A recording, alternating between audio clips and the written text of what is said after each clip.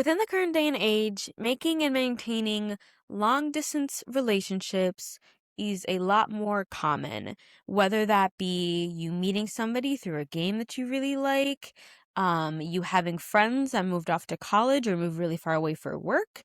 The idea of having relationships with people who are miles and miles away is a lot less taboo. The whole don't talk to strangers on the internet thing is kind of like thrown out the window.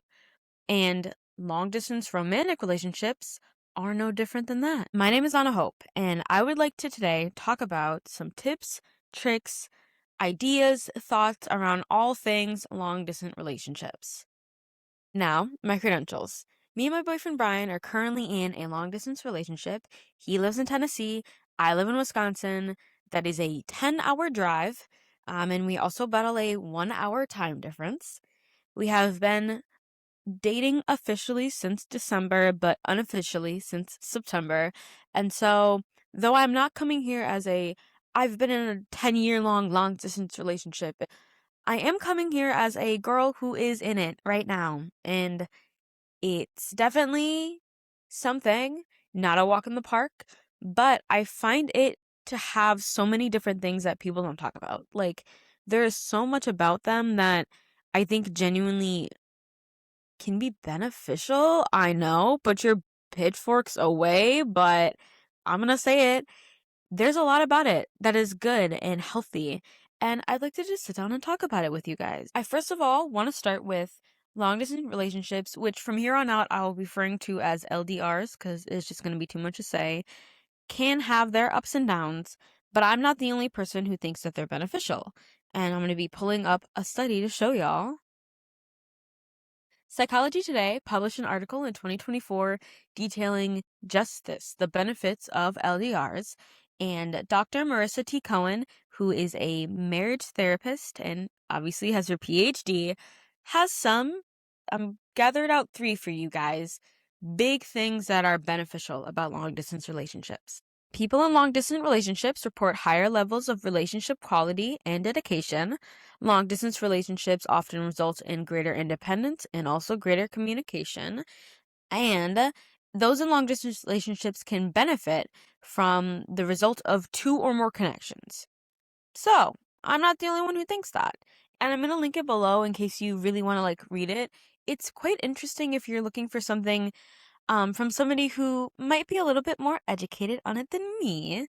But if not, let's get into my personal tips and tricks about LDRs. The biggest thing I want to start with is communication. Communicating is absolutely everything. I personally am a person who I have been in quite a few relationships, and my biggest thing is expecting my partner to read my mind. I want them to be able to sense when I'm off and when I'm upset about something and fix it. And that doesn't work in any relationship, but it definitely does not work in long distance ones. You really need to tell your partner what is up. You need to be a big enough person that you can say, hey, you said something that really hurt my feelings, or I'm just having a really off day today. Voice that opinion to them. If you do not communicate how you feel, there is literally no way that they would possibly know. And if you don't tell them, you're just going to hold it against them every time you get in an argument of, oh, well, you never understand what I mean. You never can tell when I'm upset. You never come for me when I'm sad. If you're not telling them that, they're not going to know. And also, be honest with how you feel along with communication. There have been multiple times where Brian has said something to me that I was like, in hindsight, I know this isn't a big deal. This actually has nothing to do with anything, but it hurts my feelings anyways. And I need to be honest with that. I need to say, hey, what you said, even though you didn't mean it with any harm, or really, I'm not even mad about what you said, but it really hurt my feelings.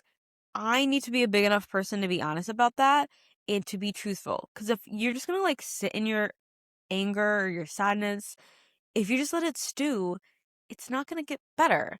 And you really need to take on these relationships with a sense of maturity. I would also say it's very important that you and your partner get into your own kind of routine. And so, like, Brian and I, we both call regularly. Like, whenever we get the chance to, when he's driving to and from work, when I have a minute between passing periods, we are on that phone talking, we are calling. And that is something that we do that helps us. Like, we know that we can rely on this one thing happening every day. For some people, it also might be having one phone call at night, one phone call in the morning, having a really long debrief session through text, FaceTiming regularly, whatever that is for you. Find something that you and your partner can both show up for, that you both can be like, okay, every single day we're going to do this one thing, and this one thing will be our thing, and you need to do that. You need to commit to doing that. If it's, like I said, like weekly FaceTime calls every Monday, you need to do that. You need to make sure your plans are revolving around that. That also ties into like ground level expectations. For us, we don't really expect to text throughout the day 24/7, but we do expect to text at least once a day. Like, we are pretty talkative, like we're texting each other all the time, and that's kind of like our expectations. If you know that you two are really busy and that it's going to be really hard to, don't set an expectation that you're going to text X amount of hours each day. If it's not realistic, don't do that.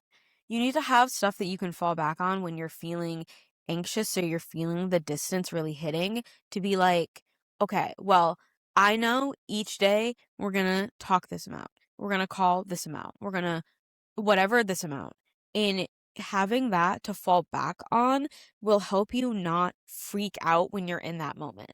Kind of going off of that, now, again, like, put your pitchforks down. You need to be trustworthy and trustful. Like, you need to trust your partner.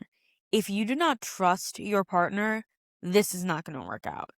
And it's really hard. Like, trust me, I get it. I'm definitely working on not being so jealous all the time. You need to be able to let them live and, like, trust that they're not cheating, they're not sneaking around, they're not doing things behind your back.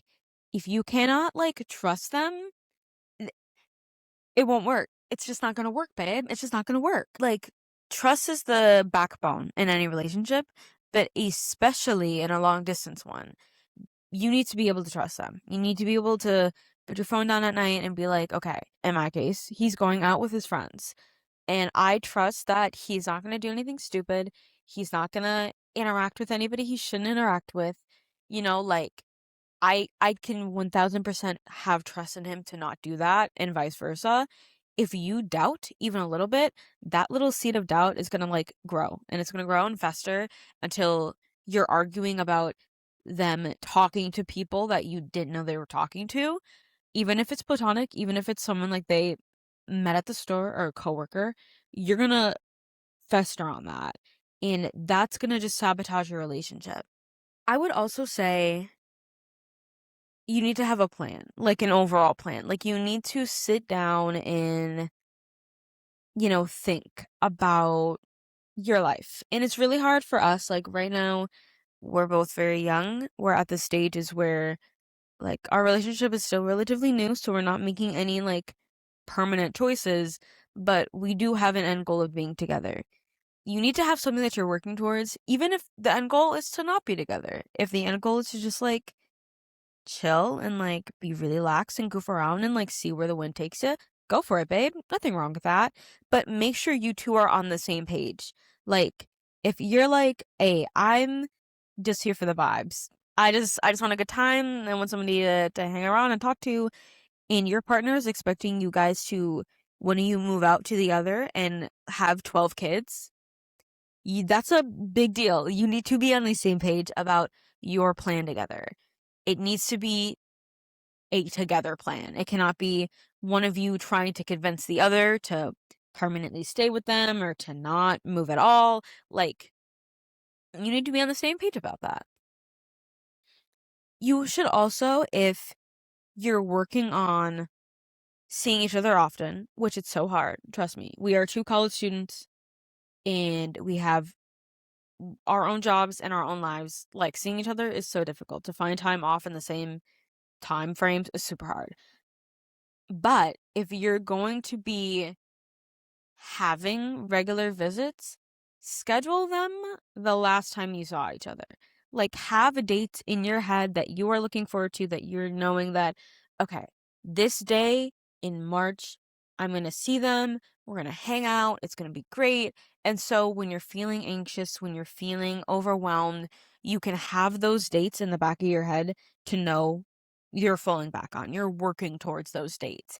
It's just another way to have some sense of security and stableness, which I think is kind of really hard to have in an LDR because there really isn't a whole lot. Like, it's very tumultuous. You cannot rely on seeing each other on XY days. Like, you're going to have to figure out times in between.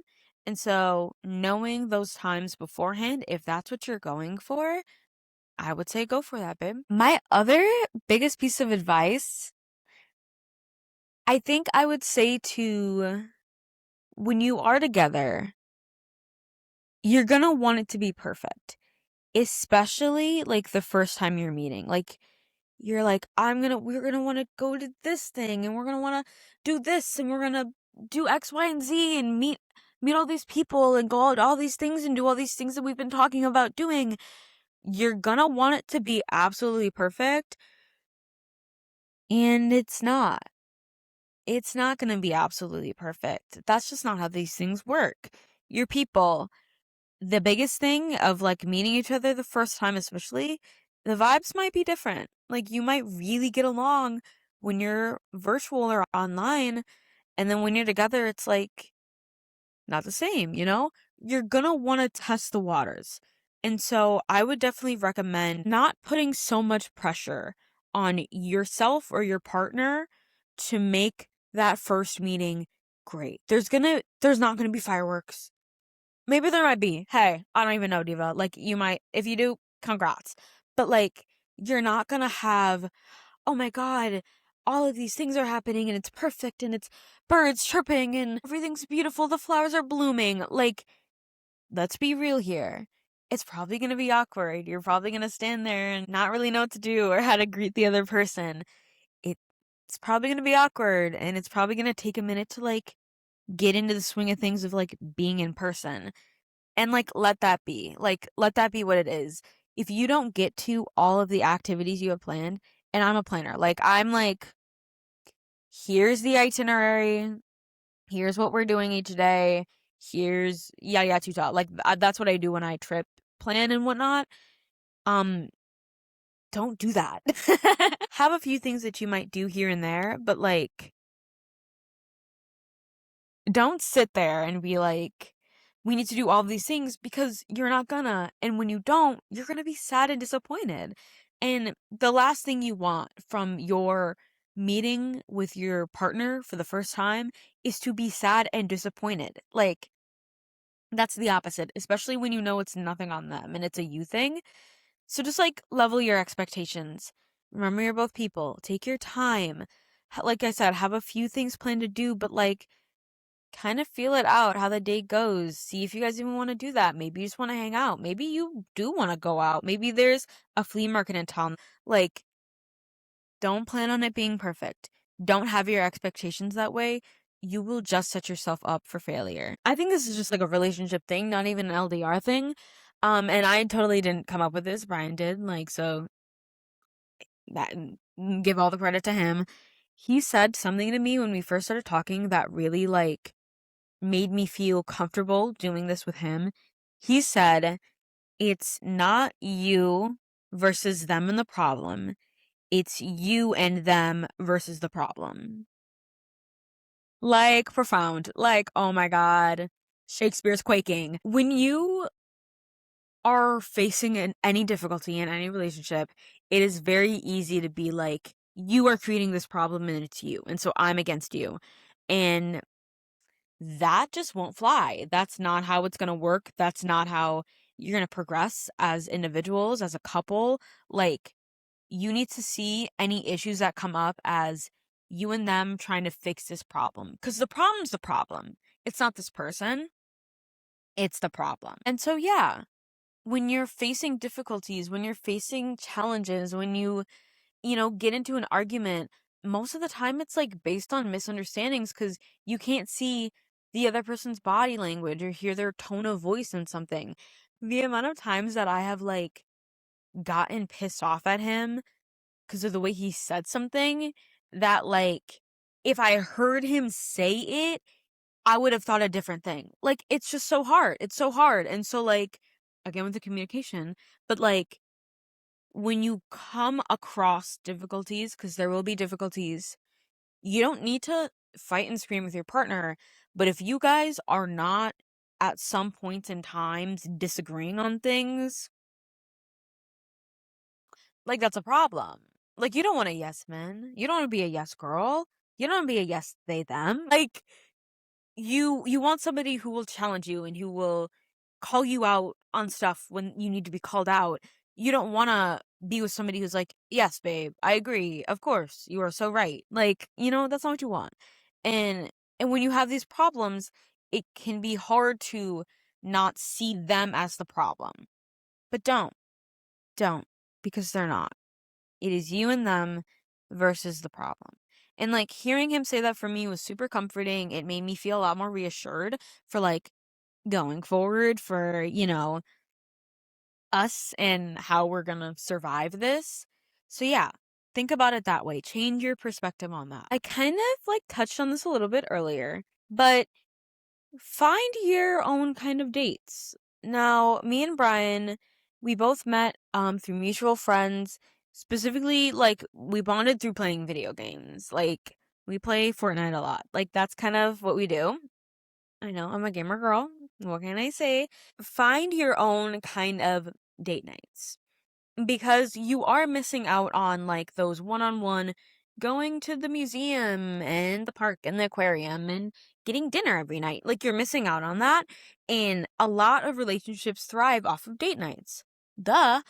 So it's important for you and your partner to find what is your kind of date night? Like, what do you guys do that's like your thing, your time to show up for each other? So, like I said, we play video games. We also watch shows. We watch movies. We will like sit and watch a YouTube video while we're eating dinner together. Whatever it is for you, try to find something that you two can do that you two really like together. That's your thing, that is your date nights. And have that regularly. Ours is more sporadic, more like when it pops up in the moment. But like Friday night date nights are a big one.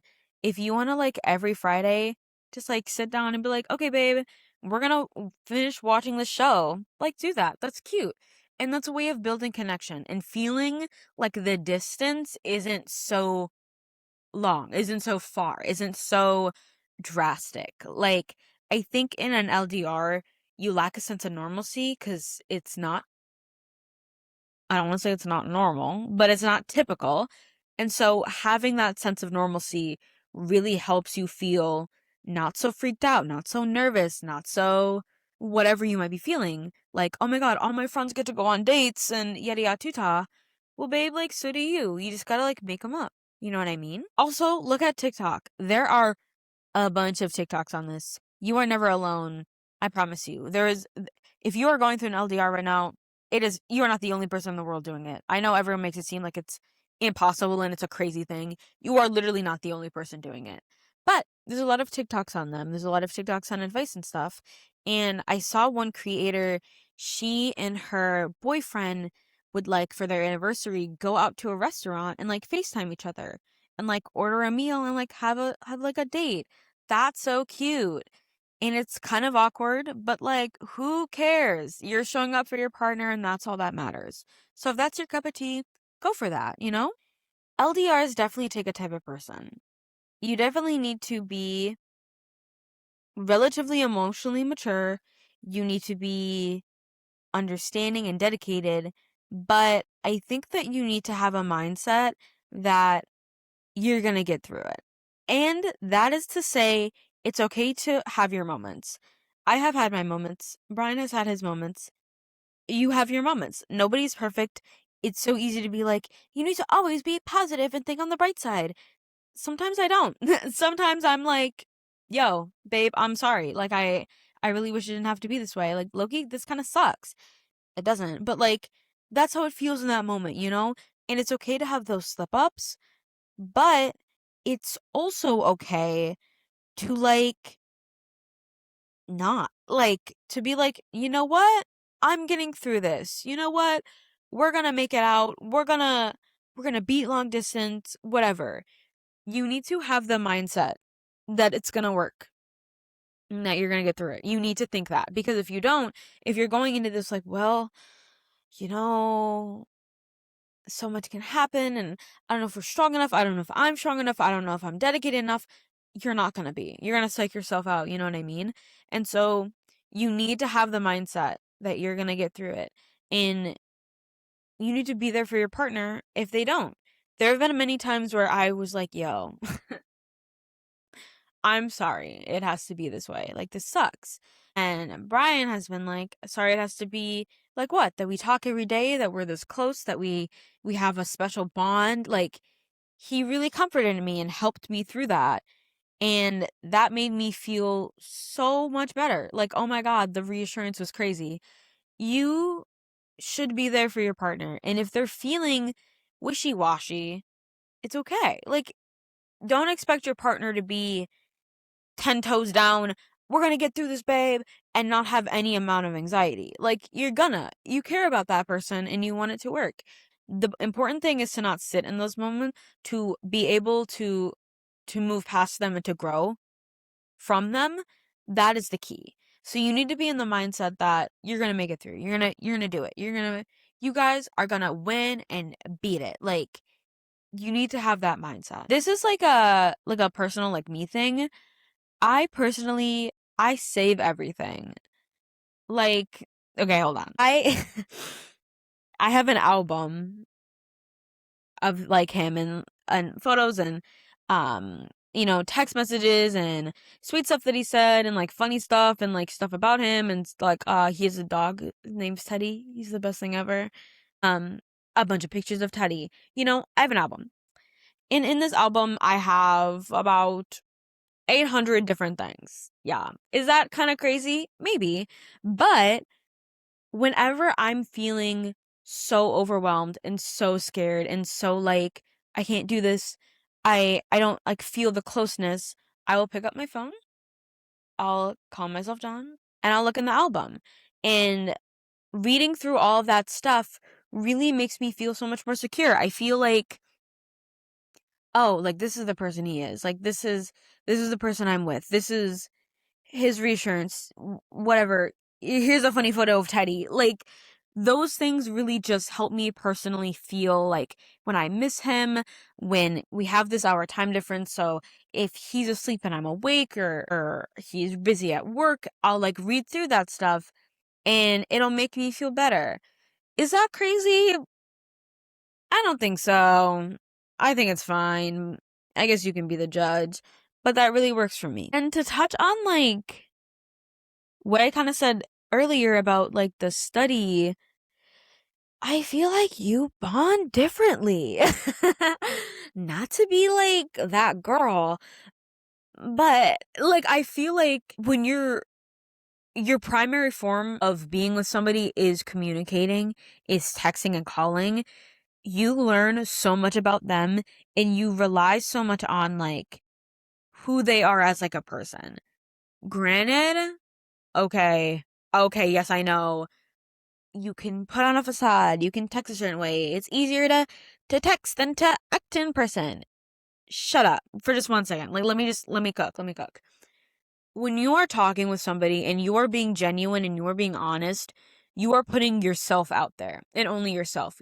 You do not have anything to fall back on. You can't fall back on your looks. You can't fall back on intimacy. You can't fall back on acts of service and like love and like gift giving and all that stuff. Like, there's so much that you cannot fall back on that make relationships stronger, but can also make it harder to see that person for who they are. When you are, the only thing you two are doing is sitting and talking about yourselves, you get to know a person. And the bond that you share with each other, like, crazy. It's crazy. I think other people in LDRs would agree with me. You learn so much about a person because the only thing you're doing is talking. You guys are talking all day. That is it. That's all you do. You can't fill it in with other stuff. You know what I mean? Like, you have to talk and you have to get to know each other. And I think that getting to talk, like that talking and that getting to know each other truthfully on a deep level makes your relationship stronger. And like Dr. Cohen said, long distance relationships often result in greater communication, more deeper understanding. Like, I'm not making that up, babe. That's what the doctors are saying. Not me. And so yeah, like, your bond is super special. It's super important and it's super there. Don't let anybody tell you it's not, because it is. I'm also, speaking of your love language, my love language is I love gifting. I love gift giving. It's my thing. I love making people gifts. I love making the best gifts ever. I love people crying when I give them gifts. It's like, oh, like, yes, I know you so well. Um, that's kind of hard to do. Low key, kind of hard to do. And so what I've started to do, we have spent Christmas and we're about to spend Valentine's Day together. I have already sent off his gift. I make like boxes. Like, I'm talking, I got a box of stuff. I'm filling that bad boy. I'm I'm making that bad boy look cute, cute, cute, cute. I'm putting in stuffing. I'm wrapping things. I'm adding hearts. I'm writing love letters. I'm spraying it with my perfume and I'm sending it off. Like I'm writing letters and sending them through carrier pigeon, babe. We're going back in time. I feel like there are things that it's hard. It's hard to be like, oh, I can't get him what I wanna. I can't get him if I want to get them like a gift or I saw this thing and I kind of want to give it to them. You know what I mean? It's hard to do that, but you can make it work. And that's how I've made it work. I've done like little like care packages. You can also send them for nothing. You can send them because you want to. Who doesn't love getting a care package in the mail? Hello. For Christmas, I got him some of his favorite things, and I also like got some of my personal, like I gave him my shirt. Like I said, like I sprayed the whole package with my perfume. I wrote like a love letter, like you can do stuff. For Valentine's Day, I got him chocolates. I again got him some of his favorite stuff. I wrote like little love notes and things I love about him and like another like these obstacles that are there, you can work around them. There are things that you can do to work around them, and it's just a matter of figuring it out. It's just a matter of finding them and doing them and like finding how to execute them. And so like again, a bunch of TikToks about making your care packages look cute. How do you send them off? Like, what's a post office, babe? Do I need stamps? Like, you can figure it out. It's just a matter of like looking for that. And I mean, he loved it when I did it. He thought it was like the best thing ever. Like, your partner will appreciate the dedication. 'Cause like that's one of the things that's also beneficial about LDRs. You know your partner is dedicated. You know that they care a lot, that they're willing to go through this with you. And like that means something. And so when you're going out of your way to make this work, to do extra stuff to show up, your partner is going to feel that and love that. And that's going to be something that you look back on and you're like, wow, we really are like this. Like, we're really close. They really care about me because they're going out of their way to do all of these things and vice versa. And that's good and healthy. Okay, these last two are not from me. They're from Brian. I decided to ask him, like, hey, what would you say? Like, look over my list of, like, stuff. Like, what would you say? And so, these are some stuff that he said. And I'm just gonna kind of, like, say what they are and then expand off of, give my own 2 cents, because this is my podcast. One of the things he said is people sometimes need space, and your partner might need it too. And, like, I agree. Like, it's so easy to be like this, like texting all the time, calling all the time, like doing all this stuff all the time because that's all you really have and like you really want to spend time with that person. But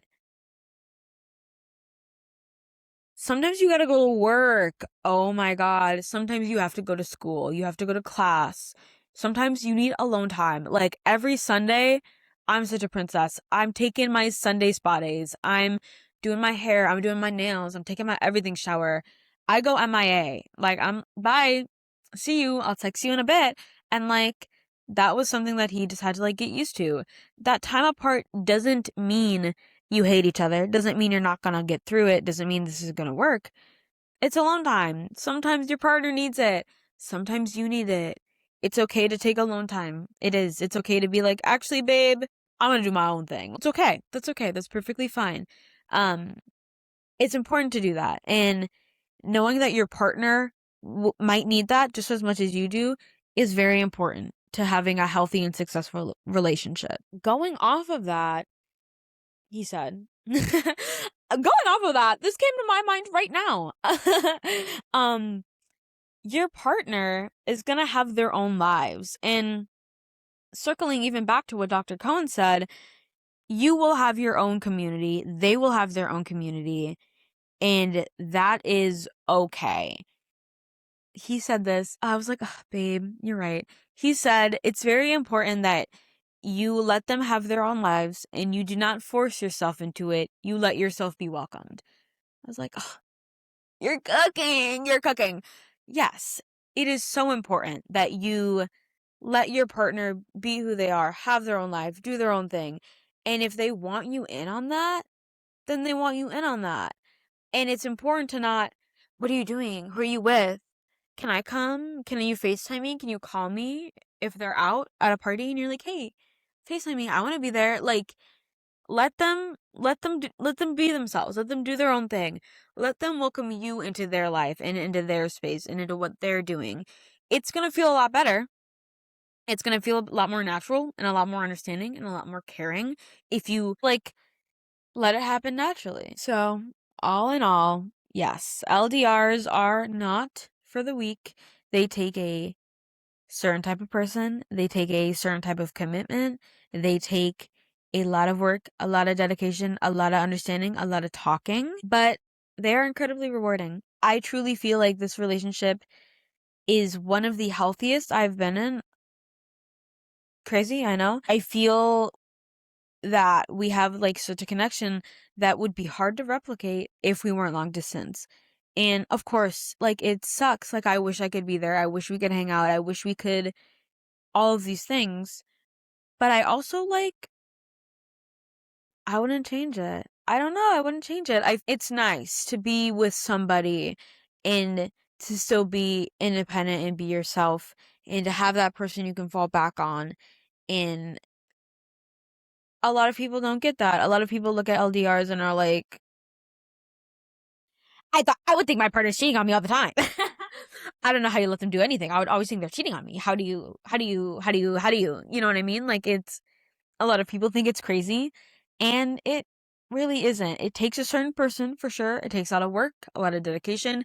You got to be on the same page, but it's not impossible. It is so rewarding and it is so beneficial. Not like having the physicality to fall back on allows you to have a connection that is very hard to replicate. And even if you're not an LDR, babe, take time to yourself. Remember that. You can be in a relationship and you can have space from your partner. You don't need to be all the time. You know, you can do other stuff. They can do other stuff. You don't need to be conjoined at the hip. And I just want to thank you so very much for sitting and chatting with me and listening and hearing what I have to say. Again, I really don't want you to feel like basically, I'm not telling you to go jump into one if you don't want to. Like, that's also not true.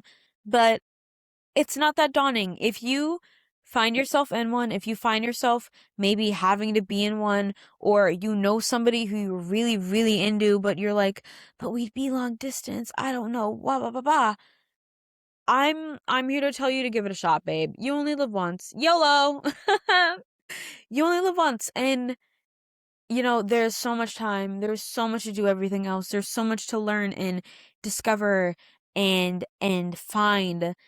It's okay if you want to try this out and see if it works for you. And there are hard moments for sure. I don't think that that's any room to give up. You know what I mean? Like, you can do it. You can do it. It's okay. You can do it. I promise you, you can do it. And so, yeah, I just want to say thank you for listening to me and hearing what I have to say. And I hope you have a great rest of your day, babe.